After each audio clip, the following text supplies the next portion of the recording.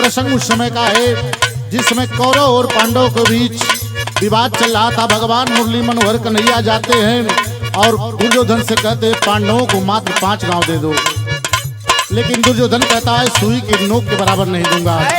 जब इतनी बात कहता है तो चक्रव्यूह की रचना धोखे से करते हैं और पत्र भेज देते हैं पांडवों के पास। पत्र पाकर युधिष्ठिर जी हैरान हो जाते हैं। तब तक इतने में छोटा बालक अभिमन्यु पहुंचता है, कहता है कि दादा आपका मुखमंडल क्यों मुरझाया है। तब कहते हैं कि तुम्हारे पिता धनुर्धर अर्जुन घर पे नहीं है और कौरवों ने पत्र भेज दिया है, लड़ाई के लिए जाना है। तो लड़का करता क्या है उस वक्त,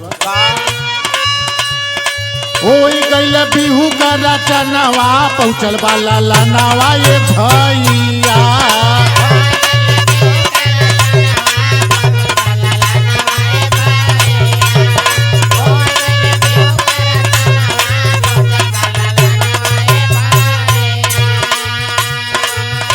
जाता है साथ में कौन है, संघावा में वीर बलि रहल जुझारी।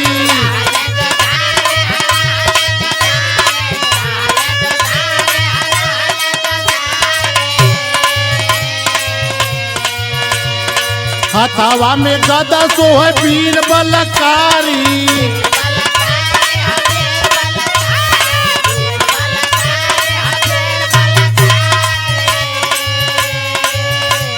क्या रे पहला फाटा, क्या रे पहला फाटा का इल्बा सामानवा पहुंचल बाला लानावा ये भाई।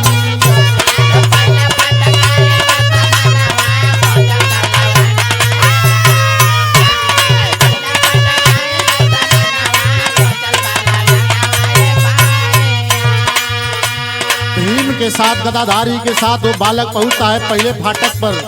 तो होता क्या है, भीम बलि का गदा काम नहीं अइले।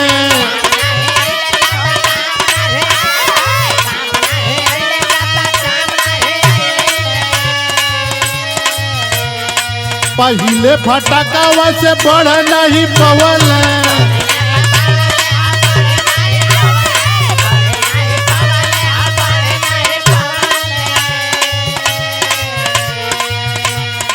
उगल अंगार नयनवा पहुंचल बाला लानावा ये भैया।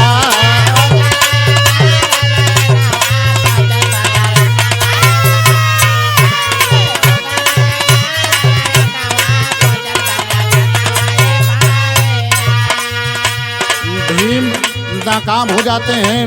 वो वीर अभिमन्यु करता क्या है, एक एक करके छको तोड़ा बल करिया।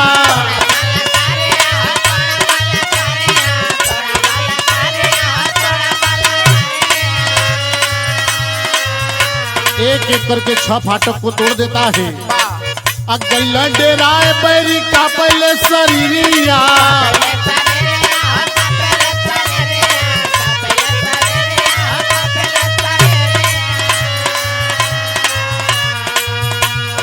सतावा का सुनबा दा सतनावा पहुंचल बाला लानावा ये भैया।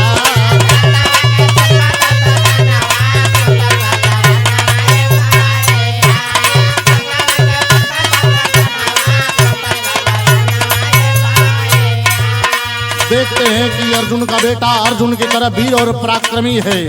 देख करके सब करते क्या है, एक साथ मिलके सब कई दिल हमला।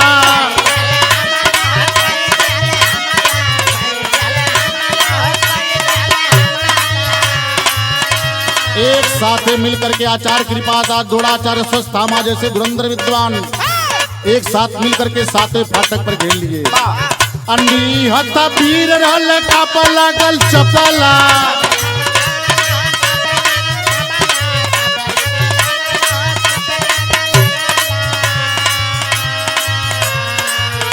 पैरी कैला धरब कहना नवा पहुंचल बाला लानावा ये भैया।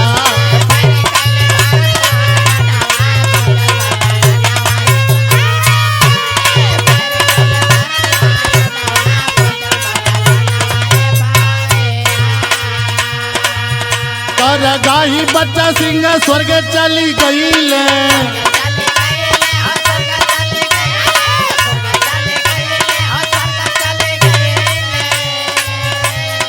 बाल जीता तीरथ कभी गीतिया सजवल